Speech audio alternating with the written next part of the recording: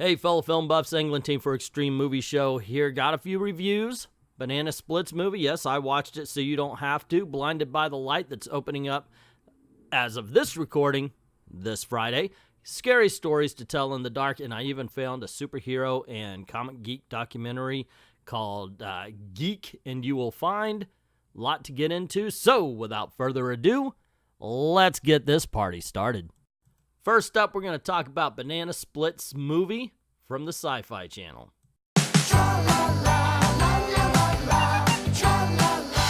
Yay! Sweetheart, we Are going to the Banana Splits. Okay, so let's start off with everybody saw the preview and had the same reaction. You're making the Banana Splits into a horror film, and you know what did it too? Five Nights at Freddy's. Because Five Nights at Freddy's was a hit, all of a sudden they're like, hey, you know what? The Banana Splits. Yeah, they kind of remind me of that Five Nights at Freddy's thing. Why don't we just do a horror film based on that? You know that was the thought process behind this. And, of course, everybody who saw the preview had the same reaction. Yeah, this looks like it's going to be a piece of crap.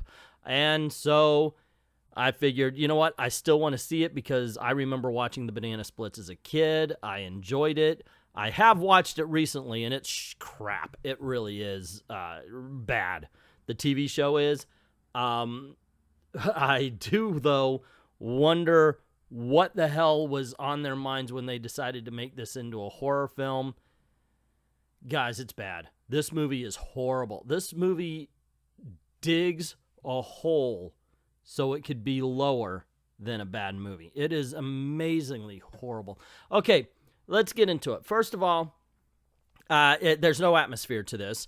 Second of all, it's a bunch of kids. They want to go see the Banana Split show, and this is the most unbelievable thing going is that modern day children actually know who the Banana Splits are and are excited about seeing them. I mean, you even have some tweens and some 20-somethings that are excited. These kids, before they got this script, never even heard of these characters. I am 100% sure of.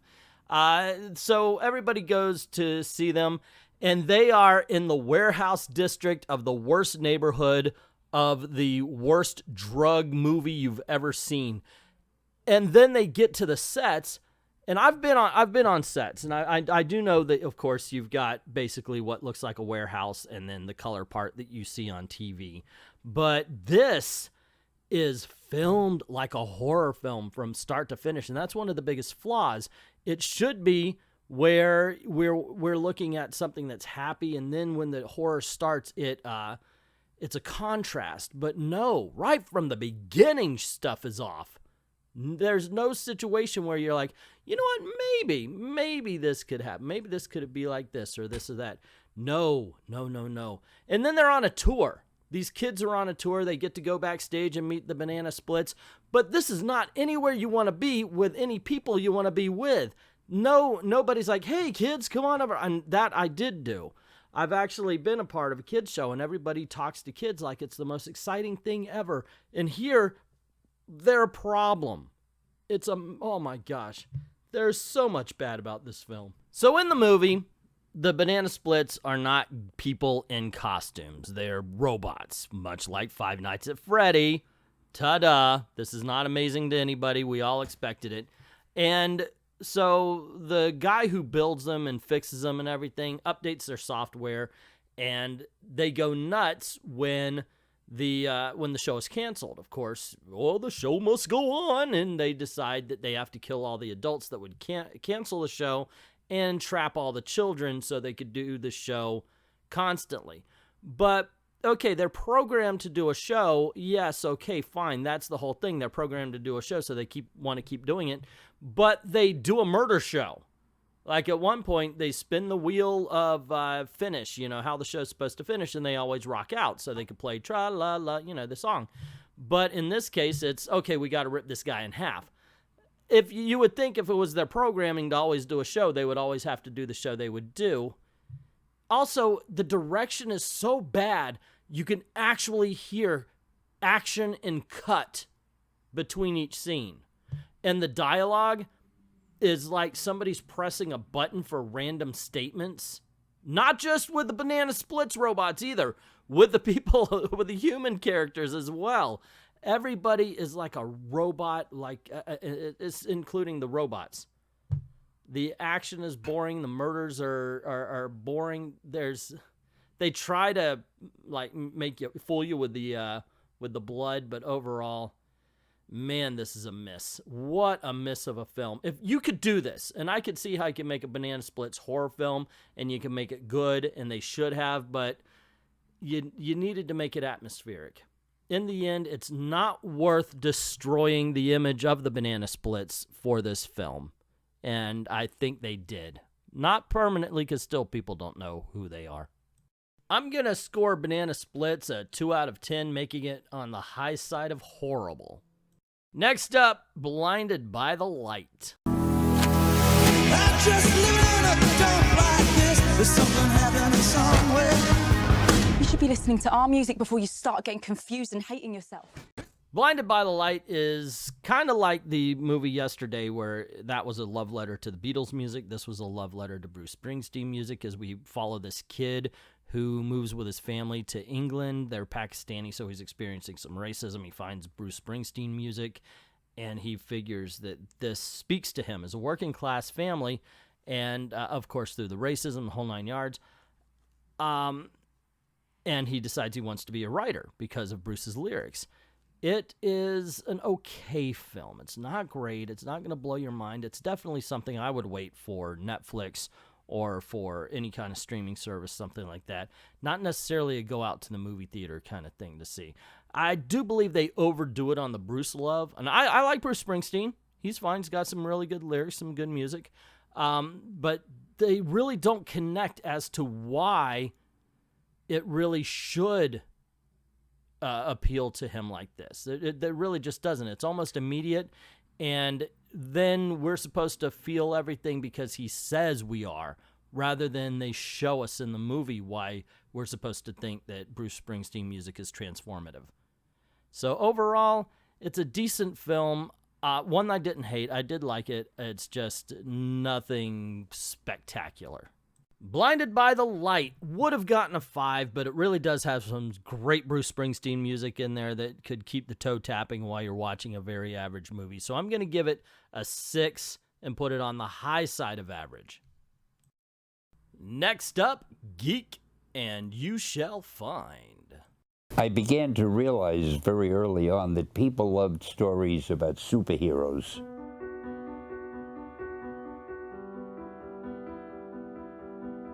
I found this documentary by accident, and so I'm watching, and I'm thinking, okay, this is not bad. Obviously, it's made by somebody who's new. These guys became geeks thanks to the movies, and that's okay. Everybody's got their different geekdoms because they're asking the same things we've already asked. They're discovering information we've already discovered.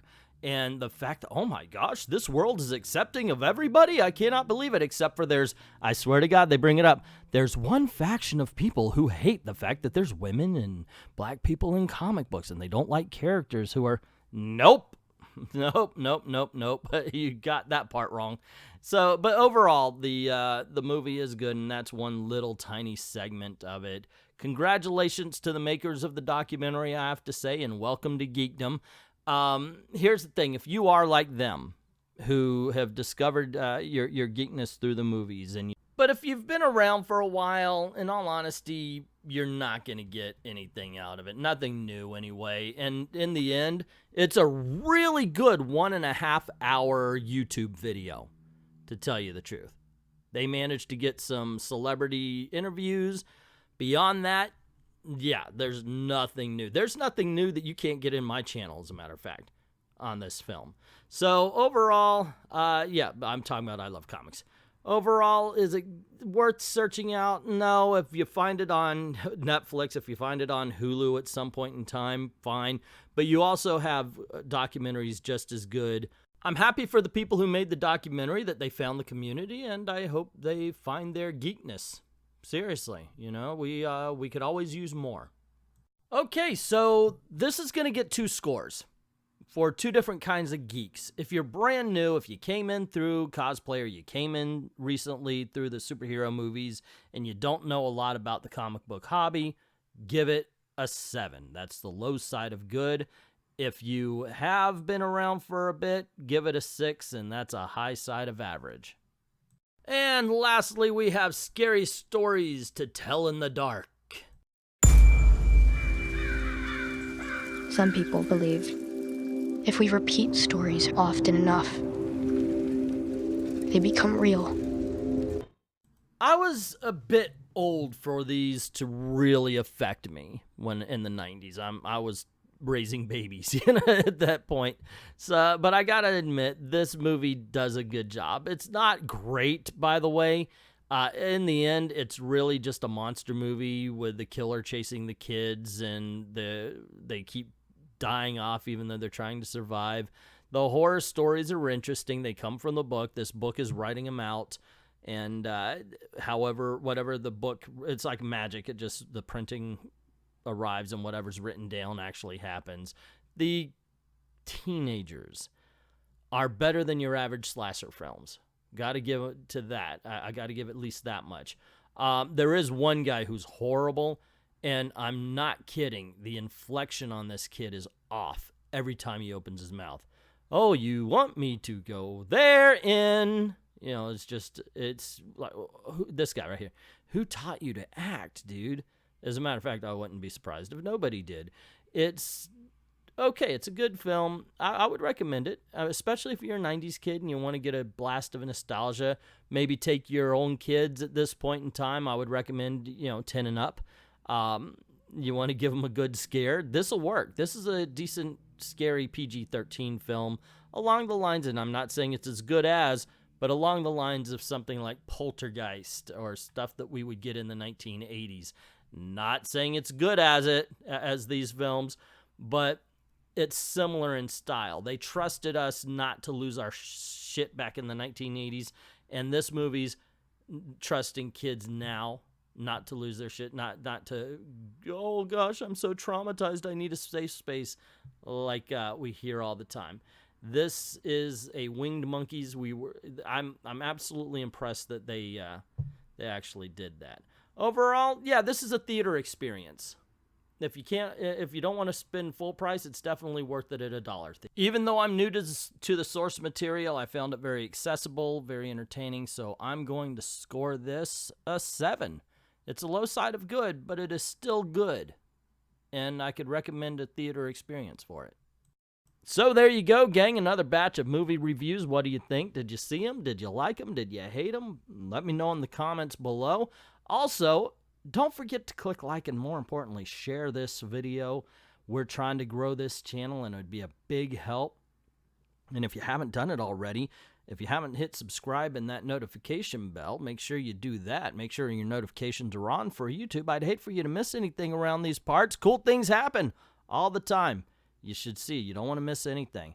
Also, don't forget to go on over to Patreon or Ko-Fi if you don't mind helping out the channel. Drop $1 in the till. This way we're trying to make a living here. Thank everybody who's already done that. And to everyone, all of our true believers and fellow film buffs, say thank you very, very much for watching. And remember, stay extreme.